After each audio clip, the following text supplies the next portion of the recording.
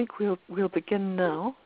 I'm going to invite Dr. Joyce Lamoye, who's been part of STRIVE since day one, to introduce today's presentation. Thanks, Joyce. Thanks, Annie. Thanks, everyone, actually, for joining us in this learning lab today. As Annie mentioned, my name is Joyce Lamoye, and I'm a co-chair for the STRIVE Transactional Sex Working Group. And just to mention a bit about the Transactional Sex Working Group, where this presentation of today is situated. It's a working group within STRIVE that focuses on obtaining a nuanced understanding on the contribution of transactional sex to HIV epidemic among adolescents and young people, in particular young girls. And we've been interested to understand the association or the contribution of transactional sex to HIV, understanding the motivations behind the practice, but also contributing to a better measurement of the practice in sub-Saharan Africa. So today we are happy to have a presenter, and that is Dr. Meghna Ranganathan, a postdoctoral fellow based at the London School of Hygiene and Tropical Medicine, and a member of the STRIVE Transactional Sex Working Group. Dr. Meghna earned her PhD at the London School with a thesis examining the relationship between household poverty, transactional sex, and HIV infection in adolescent girls in rural South Africa, and has been very keen to contribute to the understanding of the pathways between transactional sex and HIV risk. So today, Dr. Ranganathan will be presenting some key findings from the research she did as part of her PhD work within the HPTN 068 Koteka Conditional Cash Transfer Trial in South Africa. Dr. Meghna, you are welcome to start giving your presentation. Thank you very much, Joyce, for the introduction. Good afternoon, everyone. Before I start, I would like to thank STRIVE particularly for giving me this opportunity to present these findings from this research. So before I begin, I would like to give you an outline of this presentation, it starts off with talking about the issue at hand, which is about HIV in young women in South Africa, followed by a summary of what we mean by transactional sex and what motivates it. I will then describe the analysis for the study, followed by discussion on the findings and the implications. So in terms of the issue, young women aged 15 to 24 in South Africa are particularly at risk for HIV compared to boys or men in the same age group. Despite progress that's been made in reducing HIV, almost a quarter of all new HIV infections occurred in young women. The epidemic in South Africa is largely heterosexually transmitted, and the prevalence increases when young women become sexually active. Apart from biological vulnerability, there are a number of structural level factors such as income and gender inequality, relational risk factors such as age-disparate relationships, violence within partnerships, transactional sex, as well as individual level risk factors which include inconsistent condom use, the number of partners, age of first sex. Within all this, transactional sex emerges as an important risk factor for HIV in women. So what is transactional sex? It's a concept that's emerged in the early part of the 20th century in the context of anthropological research from sub-Saharan Africa. In addition, as a concept, it became relevant to HIV prevention efforts as repeated studies in this setting demonstrated HIV prevalence rates were higher among commercial sex workers than others, and a concern then developed around more informal forms of sex for material exchange, alongside the issue of multiple concurrent partnerships. It's been documented in a wide range of settings in sub-Saharan, in East and Southern Africa, and there are a number of definitions of transactional sex, with the most common being sexual exchange for material gain or support. For this research, the definition we've used is a sexual relationship whereby men and women exchange sex for or in anticipation of material possessions or favours, such as money, clothing, transportation, and school fees. There is a tendency to conflate formal or commercial sex work with transactional sex or more informal sexual exchange when the meanings are self-evident. The main form of differentiation is by the negotiating process of the exchange. So in transactional sex, there isn't any upfront negotiation of the terms of the exchange, whereas in formal sex work, there is. Furthermore, young women who engage in transactional sex never really self-identify themselves as sex workers. And one also needs to mention that transactional relationships include a degree of emotionality that does not occur most of the time in sex work. So the literature, in terms of motivations, the literature suggests that there are multiple motivations for why young women might engage in transactional sex. Young women might use sex to access basic goods such as food or ordinary clothes.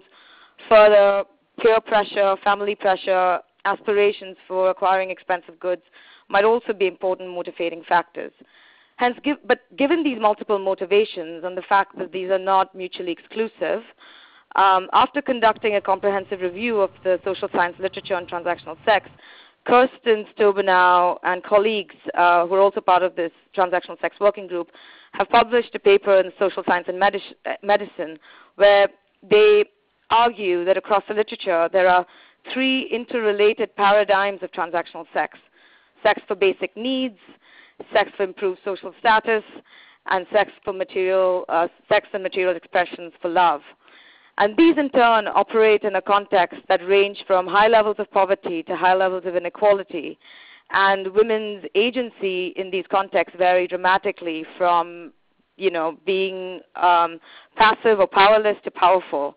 Thus, the picture, as you can see, I've tried to summarize it, and if you want more details, it's in the paper that's been published. But what I'm trying to present is a complex picture, and one needs to account for all of these overlapping paradigms when thinking through interventions. In terms of the association between transactional sex and HIV in women, a recent meta-analysis by Joyce and Womoe and colleagues shows the relationship between transactional sex and HIV. And as you can see, all of these studies have an odds ratio above 1, which indicates a positive relationship. However, this particular meta-analysis did not focus on young women, as there are a relatively low number of eligible studies with young women, and most of these studies were conducted. So there is a bias towards South Africa, as most of these studies were conducted in South Africa.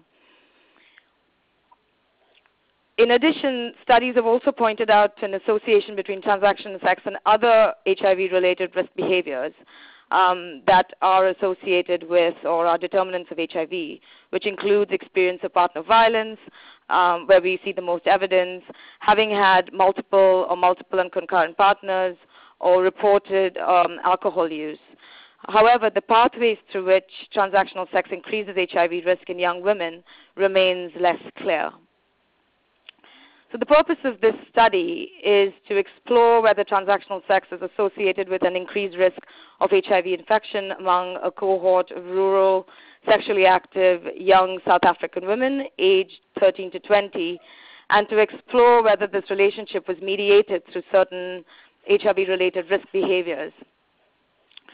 As you can see, we've used a modified version of the proximate determinants framework as a conceptual framework for the study, and it acknowledges underlying structural and proximate factors that contribute to HIV risk and to situate transactional sex within this framework.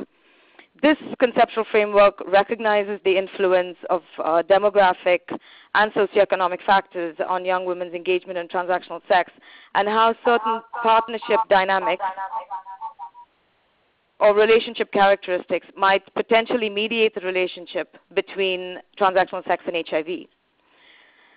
The study was a secondary analysis of baseline data from a conditional cash transfer trial known as Koteka or HPTN 068, and it was conducted in the northeast region of Mpumalanga province in South Africa, which is a densely populated but rural area of around 80,000 people.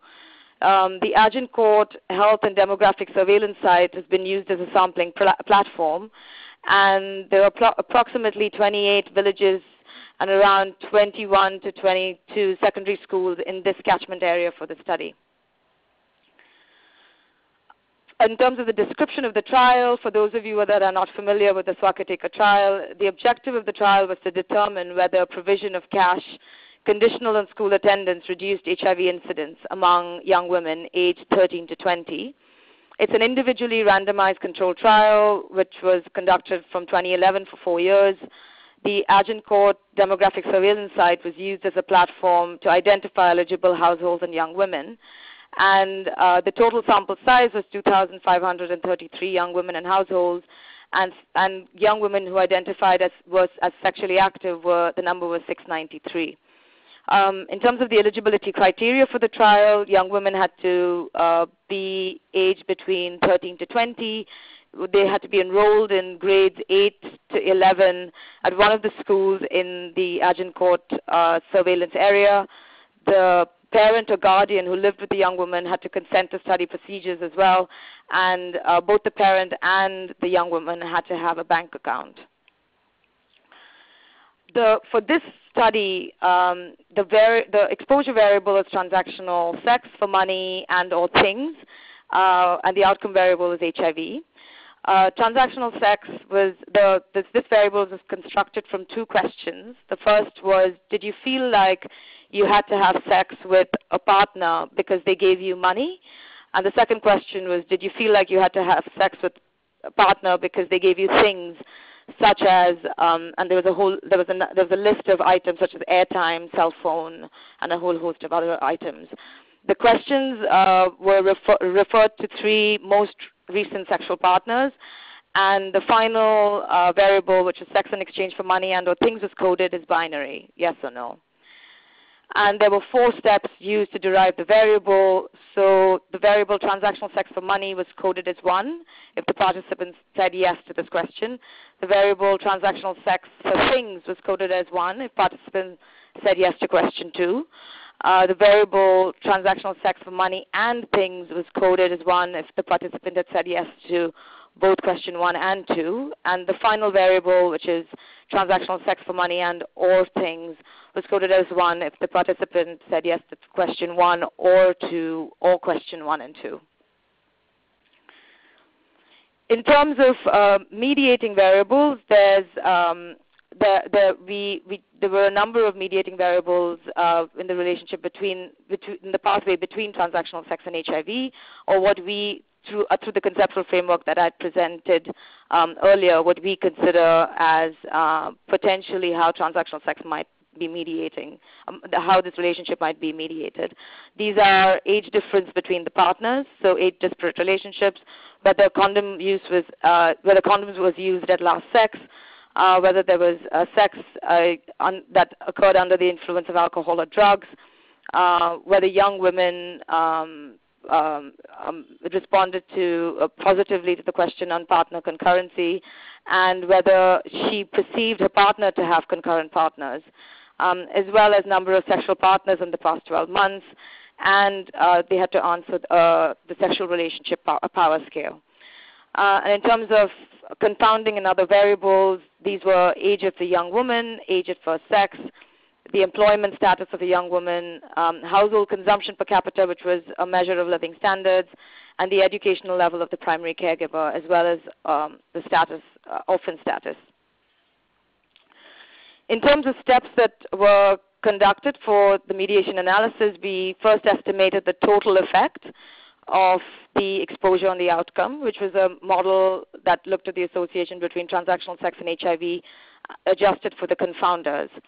And then we estimated the direct effect, which was a model looking at the association between transactional sex and HIV, but adjusted for the confounders as well as the mediating variables and any other exposure mediator or mediator outcome confounders.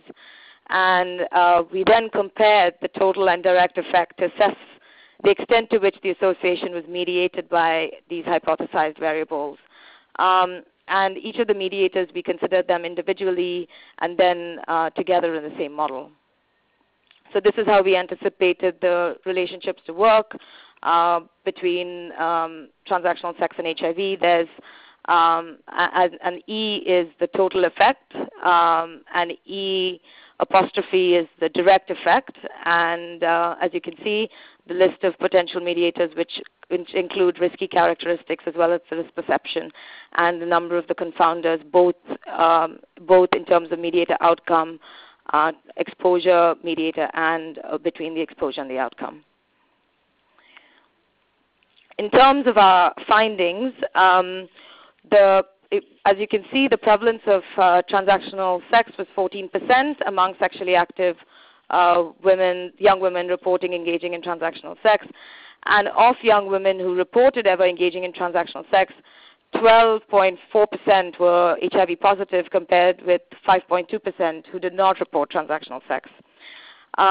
Furthermore, we also, looking at the relationship, the association between transactional sex and each of the mediating variables, in the adjusted analysis, it showed that young women engaging in transactional sex have almost three times higher odds of engaging in sex while drunk, double the odds of engaging in concurrent partnerships, and also lower scores on the sexual relationship power scale compared to those who did not report engaging in transactional sex.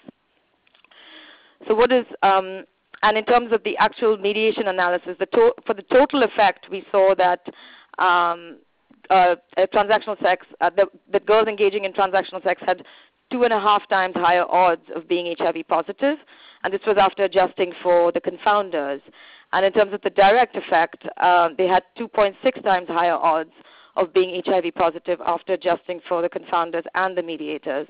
Hence, we can, but however, there wasn't much variation in the effect of these two results. So it appears that transactional sex and the association with HIV is not going through the mediating variables, but girls who reported engaging in transactional sex have close to 3 times higher odds of being HIV positive. It's just that they don't seem to be going through the mediating variables in this particular instance. So in terms of our findings and the discussion of it, transactional sex is associated with an almost 3-fold increased risk of being HIV positive after controlling for risk factors. However, surprisingly, there was no evidence that the association is mediated by any of the sexual risk behaviors or relationship characteristics. So what makes transactional sex risky for HIV?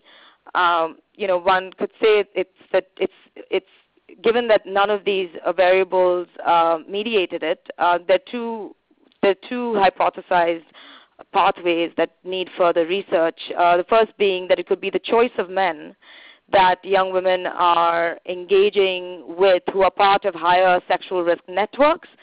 So when you talk about networks of concurrent relationships, young women might be exposed to risk through that network. Or, of course, it could also be an issue around measurement, as even the measure for transactional sex is still in progress, and we're still trying to think through measures that capture motivations, and they need better validation. So transactional sex itself is a measure that still is under construction. But I think, and as well as a variable such as the sex under the influence of alcohol. But what we saw over here was that transactional sex was also associated with sex under the influence of alcohol, with having concurrent partnerships, and a low score on the power scale. So, and having a low score on the power scale indicates less power in terms of relationship control, decision-making, and negotiation. So in terms of HIV risk, depending on how the relationship is perceived as either being gift-based or transactional, this has implications for understanding power dynamics. For example, if there's financial motivation, women may find it harder to negotiate condom use due to the material nature of the negotiation. Alternatively, when love is the primary motivation, women may either want to get pregnant or have difficulties negotiating condom use, as this may suggest a lack of trust in a partner with whom they are in love with. So additionally, research suggests that women who receive gifts or money informally have less negotiating power than formal sex workers who explicitly negotiate the terms of each sexual encounter. And as this exchange is not openly discussed, men may feel entitled to have sex on their own terms, leaving young women and women with less power to assert their own preferences for monogamy or protected sex. Furthermore, looking at the association with alcohol, there's research that suggests that some young women who frequent bars do so with the expressed intention of finding men to pay for their drinks, and that sexual encounters usually could follow. And so it could also just be about the men that frequent these bars. They have certain characteristics or behaviors that could increase their risk of being HIV positive. And it's the clustering of such risks that could result of risks such as men's behavior being controlling, patriarchal, and violent than other men. So that's another pathway through which this could be occurring. And of course, this study has a number of strengths and limitations. I think in terms of the strengths, because this is a biological marker of HIV, it's not self-reported. Hence, and we're not using self-reported sexual behaviors as a proxy marker, which is adds to the strength of the study. And because this is part of a very rigorously evaluated randomized control trial, there were rigorous quality checks at every point during this study. So I think the quality of the data is the quality assessment and the quality of the data is very good. But the weakness, or what we think are the limitations, is that it is cross-sectional data. Hence, assessment of causality becomes an issue, and determining, whether transactional sex preceded the sexual encounter is obviously or whether transactional, or whether a person already had HIV when they were born is another issue over here, which we can't determine through cross-sectional data. And as the exposure and the outcome have been measured at the same time, it's difficult to make a case for whether a variable is a confounder or a mediator, such as for example, sexual partners. So if transactional sex is conceptualized as something that predates sexual activity, then one can make the case for this driving the number of sexual partners. And if sexual partners could then be considered a mediator. If, however, the motivation to engage in transactional sex is driven by the number of sexual partners, that is, the more the sexual partners a young woman has, more likely she is to engage further in transactional sex. The number of sexual partners could be a confounder of the association between transactional sex and HIV. So this is something that, given that this is cross-sectional data, was difficult to delineate. And of course, there is the issue of social desirability bias and how much of transactional sex that's being reported is reported because, whether women were underreporting due to social desirability. And there is the issue of recall bias, which is the time period taken to recall questions around condom use or number of sexual partners. Although I think the time periods that we've used have been as recent as possible, so that to enable people to not allow that to come in the way of their when they respond to these questions. Hence, so in terms of conclusions, this study provides quantitative evidence that transactional sex is associated with HIV risk in young women. It's one of the first studies that attempts to delineate the mechanisms through which it might increase transactional sex increases HIV risk. However, as I mentioned before, there is a need for longitudinal analysis to assess causality and to better understand these pathways and mechanisms. There is certainly a need for better measures to capture the nuances of transactional sex, particularly around primary motivations of such relationships, and whether and to determine whether financial motivation is primary, so that we can then better understand the risk profile of these girls engaging in such relationships and how risky they are for HIV. And in terms of the implications, as other studies have also shown, transactional sex is not, it can be also embedded in regular relationships. Hence, it would be difficult to say that one intervention can address all aspects of it because it's quite complicated as previous slide showed.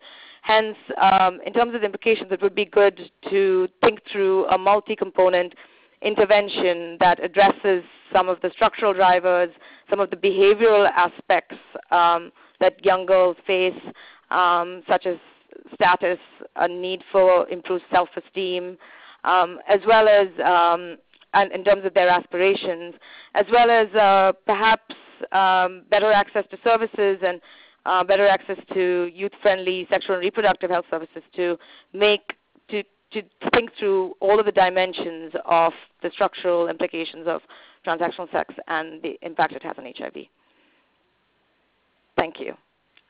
Before I conclude, I'd just like to acknowledge all the various people that have played such an important role in this analysis and the study, starting off with the young women who participated, my supervisors and advisors, the investigators of the trial, as well as the field workers and the staff of the trial, and my colleagues at the Transactional Sex Working Group. And I'd also like to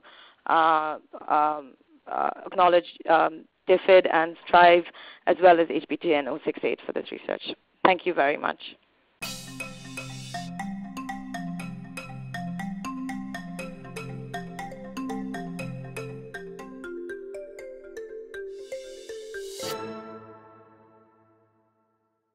Thanks very much, Meghna, for that insightful talk. I'm sure there are lots of questions that people would like to raise, probably contribute as well. We already have some questions for us to start our discussions with. And the first question is from Kirsten Stobena, and she asks, were you able to examine whether transactional sex was the mediator between some of these variables and HIV, rather than whether these variables mediated the relationship between transactional sex and HIV? And by asking that, she says she's thinking about the number of partners or age-disparate sex, for example. So, Meghna, would you like maybe to respond to that before we move to the next question? Sure. Thank you, Kirsten, for this question. I did look at whether whether some of these variables were would be responsible for determinants of transactional sex, or whether transactional sex was a mediator in these relationships. I didn't conclude with, I didn't make a model for all of those, but what you do see is that we had to make decisions, because this is cross-sectional data, we had to make decisions as to whether some of these variables would be considered a mediator or a confounder based on what we suppose it is in the timeline. So, for example, if we think that the sexual number of sexual partners was after girls engage in transactional sex, then we would consider it to be on the risk pathway for transactional sex and HIV. Whereas if we think that girls had a number of sexual partners and some of those partners were partners that they engaged in transactional sex with, it would be transactional sex would be a mediator. So in a way, because this is cross-sectional data, all of these relationships are obviously related to each other. But for the purposes of this particular study, we looked at number of sexual partners as a mediator. And that was a decision we took. And our next one is from Tanvi Rai, and he asks, or she asks, I don't know, HIV prevalence, not incidence, so could be that some girls become more likely to have transactional sex after becoming HIV positive. Do you think there's that likelihood that some girls engage in transactional sex after they've been HIV infected? I think that's what the question is looking for. Do you have any insights on that, Meghna? Yeah, sure. I mean, this particular study was HIV prevalence because it was at baseline and it was before so we could not look at incidence. But we do see that because it was baseline, it wasn't we couldn't determine whether some of these girls were prenatally had already had HIV before from their mothers, But I think from what when I went back to the study to look at this information, there were very few of those who were prenatally infected. So this was so one could conclude saying that it was a transactional sex was associated with HIV. But it's a very good question because there is this issue of prenatal HIV as well. That could be that is a potential limitation of cross-sectional data. Yeah, thank you, Meghna. And maybe just to remind people, you can actually also ask your question directly by unmuting by pressing *7. So that's also one way that you could ask without necessarily typing if you need to.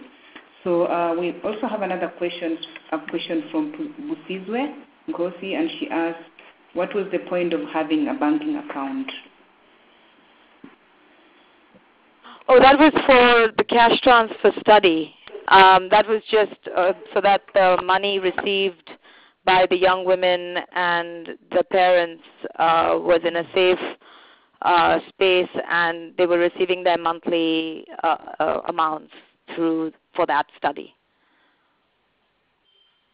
So they had to open a post office account or a bank account, and that was the only way they could receive the money for the conditional cash transfer trial.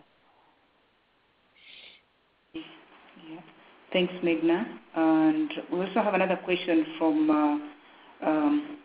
someone called Thomas Sen, and he asked that the fact that the direct effect of transactional sex and the mediated effect are identical might be expected if men having transactional sex were more likely to be HIV positive. Is that right?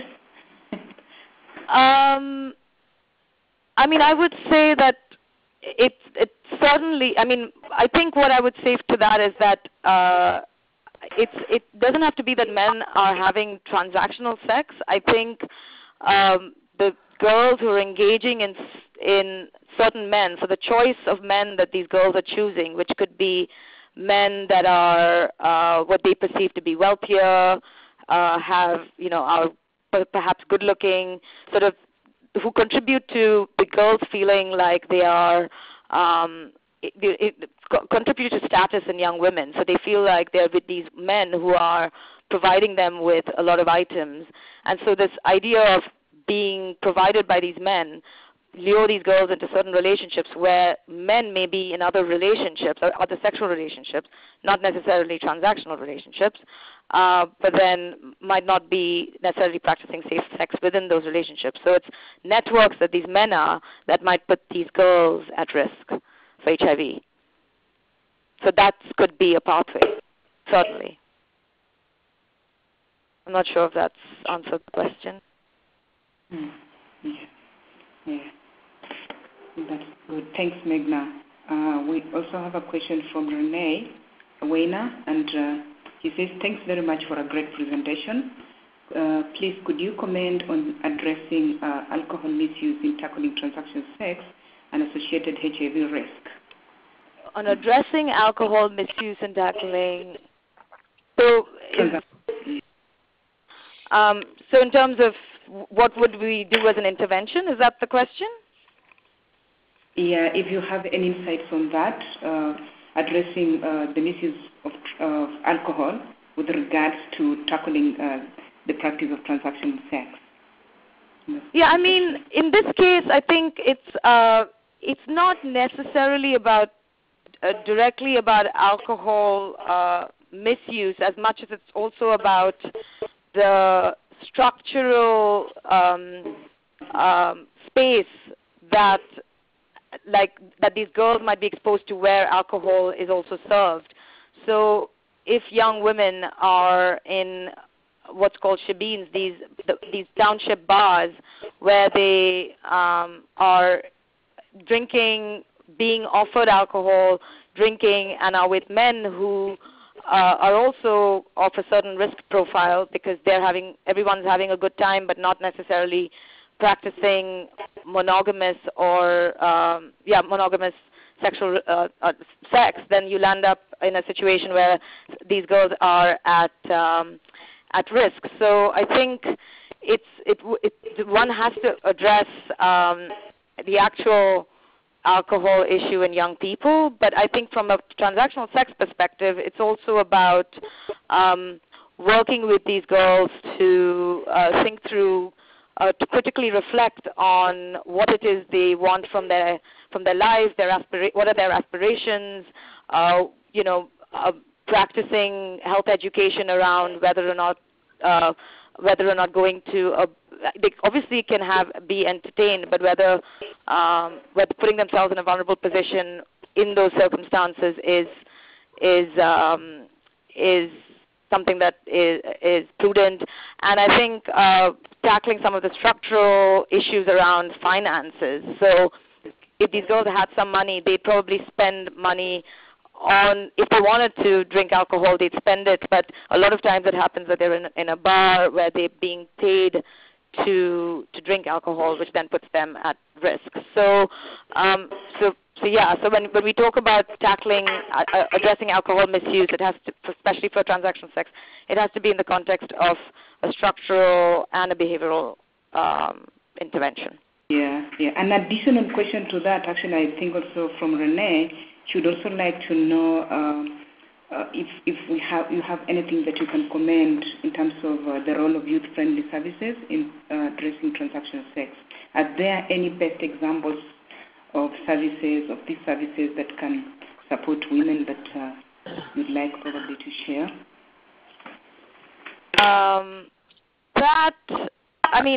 I might have to get back to Renee on best examples, but I think it's actually something that is also a recommendation for the future, because I think there are a lot of sexual and reproductive health services, but they don't necessarily tackle transactional sex per se. And more than that, they don't necessarily tackle adolescent aspirations and well-being, as you may call it. And a lot of times, these youth-friendly services need to also take into account the multiple, the developmental stage that adolescents are in, and it's not just about transactional sex. It's about tackling the issues they might face as adolescents and where transactional sex fits in, and whether the motivations are in the right place for such relationships. So I think it's curriculums that youth-friendly services need to have. In terms of best practice, I might have to get back to you on that, Renee. If you can email me, I'm very happy to find that out, that information for you. Yeah. Hello? Yeah. Hello? Yeah. Sorry. Yeah, I'm actually asking any colleague within the transactional sex working group if they have any insights they would like to add related to maybe interventions on addressing transactional sex, in addition to what Meghna just said. To add on what Meghna has said with regards to interventions, she's mentioned a bit about the motivations for engaging transactional sex, and we've seen that structural drivers actually play a huge role. And in some of the recommendations that she shared in the talk, we saw the recommendation to have multi-component interventions. So some of those interventions would be by medical interventions, but others would be the ones that tackle the huge structural issues around poverty, for example, that will lead girls into engaging in transactional sex. So those are just really what I'm trying to say. These might actually be beyond interventions beyond youth-friendly services, but going towards their context and, at their family level, for example. So I'll move on with the next question because we have quite a number here. We have Thomas complimenting your talk, Meghna. He thinks it's really nice presentation. Thanks for the presentation. You've already responded to his question. We have another one from Ashley Howard, and he says, thank you for a fantastic presentation. Do you feel it was critical to ask about transactional sex with the most recent 3 partners? Or might you have found similar HIV transactional sex links if you only asked, have you ever exchanged sex for whatever item? Thank you, Ashley. That's a very, very good question. I think so. What was not presented here is some of the qualitative findings around transactional sex, and the one thing to mention is that what I'd said earlier was that transactional sex also has a degree of emotionality, and there is also this. There's also literature now that shows that transactional sex is also embedded in regular adolescent relationships. So it's hard to tease out transactional sex without sort of understanding motivations and whether the primary motivation is financial. So in order to understand whether why we need to ask three partners, if you asked only about one partner, there is a chance that that particular relationship is purely for it could be that it's purely for love without any mention of any kind of financial motivation, whereas the previous one could be one that was financially motivated. Hence, it is important to have asked the questions about the past three in this case, because you don't always get an idea with just the most current one, given the way in which given the complicated concept that it is. Thank you, Meghna. We also have another question from Tembelile Zuma, and she asked, to what extent do you think social desirability bias could have played in your definition of outcome variable? I think it could definitely have played. It's one of the limitations, as I had mentioned. It certainly could have played a role in the prevalence of transactional sex and how many young women actually acknowledged openly or said yes to that question openly. And also it could be to do with measurement and how they understand the idea of transactional sex, which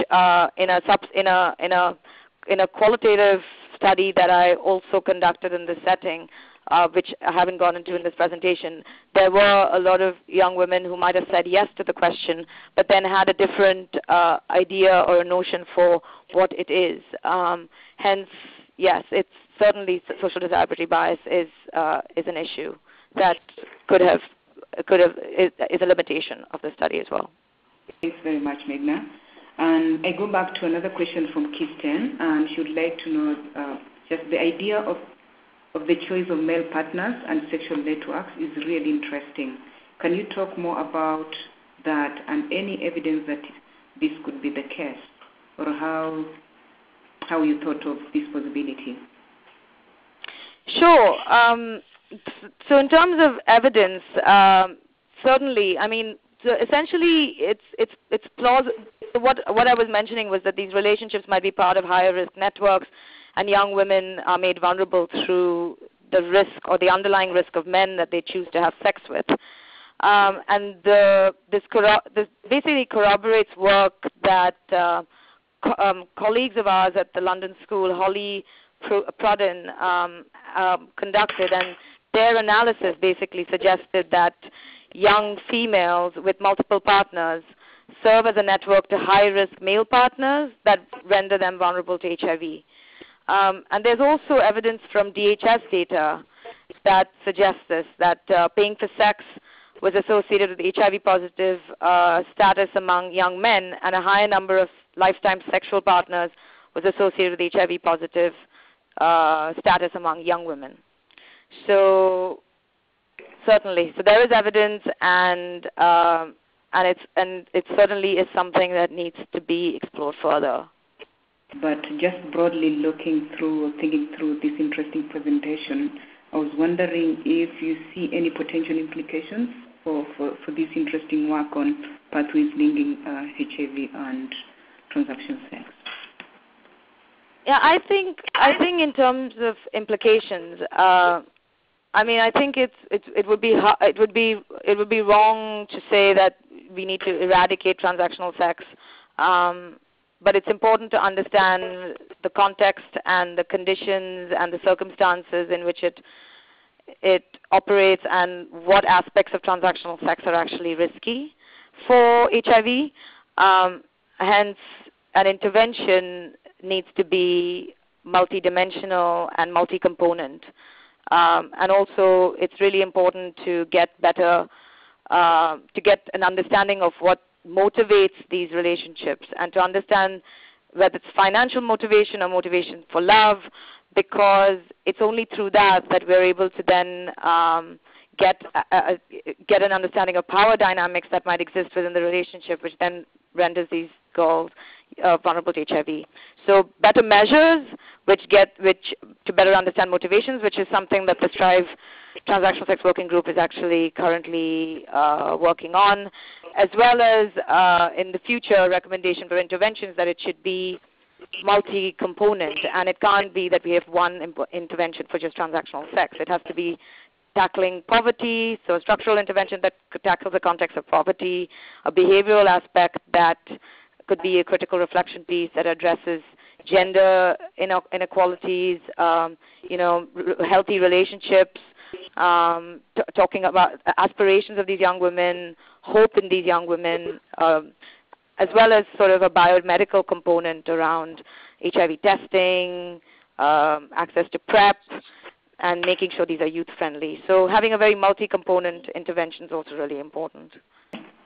Okay, this is Kirsten Subana. I just want to thank you so much, Meghna, for this really important presentation. I think the work on mediation analysis is really key, and this effort, highlights the areas where we still have so much to, that such a rich contribution, but also shows us where we have more work to do. And I'm interested in, I think I remember that that you are hoping to be able to look at this relationship longitudinally, and which I think is probably going to be one of the more important next steps to be able to try to tease out the directionality that you highlight.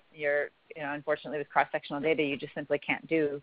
And I'm wondering if you could just talk a little bit more about that, about what if you did have the longitudinal data available to you right now, how would you map that? How would you map that out? If you could talk a little bit about that, because I think that seems like a really important set of next steps to be able to understand these relationships further. And thank you for a fantastic presentation. Thanks. Thanks, Kirsten. I think the advantage of having longitudinal data, immediately we won't have the same issue of reverse causality that this study faced, and so if we were to look at some of the relationships between transactional sex and the mediators, with longitudinal data, the temporality is automatically addressed, and so we could have a pathway analysis where one does lead to the other. So girls engaging in transactional sex might be having more partners, which then could put them at risk for HIV. Girls engaging in transactional sex might be in relationships with older men, which might result in HIV. But these are not. It's not in the cross-sectional data. Girls with more partners might be engaging in transactional sex, which puts them at risk for HIV. So the pathways are run both ways. So in terms of longitudinal data, we could sort of be we could be sure about determining causality. Furthermore, some of these mediators that we did not see an effect, mediating effect in this study, might be delineated further, and we can tease these out further with using longitudinal data. So the pathways, particularly around which aspects of this are important, which include things around the sexual relationship power scale, understanding that further longitudinally over 4 years would contribute to the evidence, and it's something we don't actually have enough of.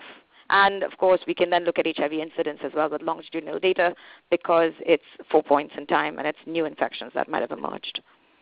Yeah, that would be very powerful. Thank you. Thanks. So I thank everyone for their time, and I think we'll end there. So Meghna, thank you very much for finding time to present this interesting one. Thank you.